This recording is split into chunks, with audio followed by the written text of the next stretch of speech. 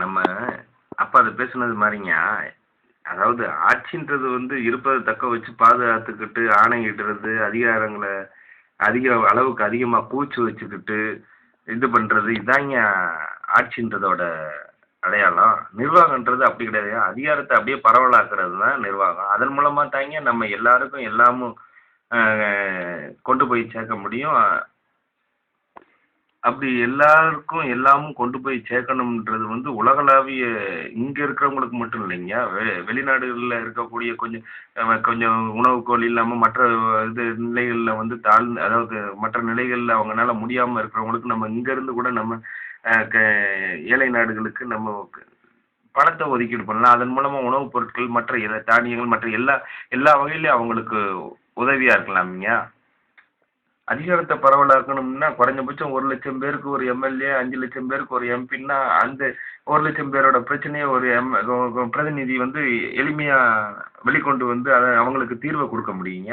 அதுபோக அதுபோக நம்ம ஏற்கனவே சொன்னது மாரி, முதல் 3 இடங்கள்ல இருந்து 5 இடம், 10 6 இடத்த பிடிக்கிறவங்களுக்கு கூட அ பிரதிநிதித்துவம் தரலாய்ங்க.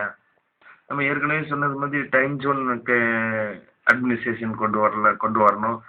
தனித்தனி பார்லிமெண்ட் சட்டசபை வயதுப்படி அவங்களுக்கு இருக்கணும். இது அளவு பிரகாரமும் மக்கள் தொகை அளவு பிரகாரமும் இருக்கணும். அப்பதாங்க ஒரு 1,00,000 பேர் வாழ்ற பகுதியில இருக்கக்கூடிய மற்ற உயிரினங்களோட பிரச்சனைய யாருங்க கொண்டு போக முடியும்? 1,00,000 பேருக்கு ஒரு பிரதிநிதி இருந்தா எளிமையா கொண்டு போயிடுவாங்கய்யா. மக்கள் மக்கள் மட்டும் இல்லாம மக்களுக்காக வாழக்கூடிய மரங்களோட பிரச்சனைய கூட கொண்டு போய் எளிமையா அவங்க மண்ணுல வளரக்கூடிய இந்த யானையெல்லாம் நம்ம அழிச்சிட்டோம். இன்னைக்கு நமக்கு இருக்கிறதே ரொம்ப கம்மி தான். இன்னைக்கு நம்ம 1,00,000 யானைய உருவாக்கணும்னா கூட 30 வருஷம், 40 வருஷம் கடுமையா போராடணும். அந்த நிலைமையில இருக்கோம். ஒரு யானை இருந்தா நம்ம 10 மனிதர்கள் இருக்கலாம். இங்க ஆலமரம் இருந்துச்சுனாக்கா நம்ம ஒரு 10 மனிதர்கள் இருக்கலாம். அந்த மாரி நமக்கு சூழ்நிலை ஒரு ஒரு ஆலமரம் இருந்துச்சுன்னா 10 ஆலமரம் இருந்தா தாங்க ஒரு யானையே இருக்க முடியும்.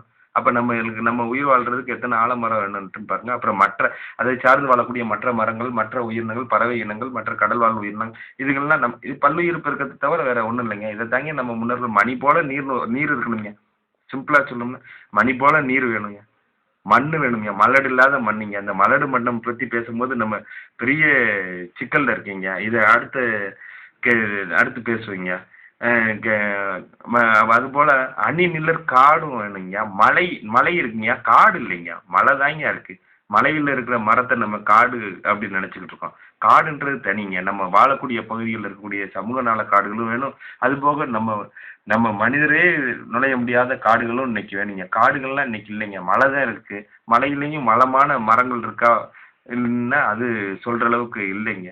அணிநிழற் காடும் இதெல்லாம் உடையது தாங்க அரசு. இத தாங்க நம்ம உருவாக்கணும்.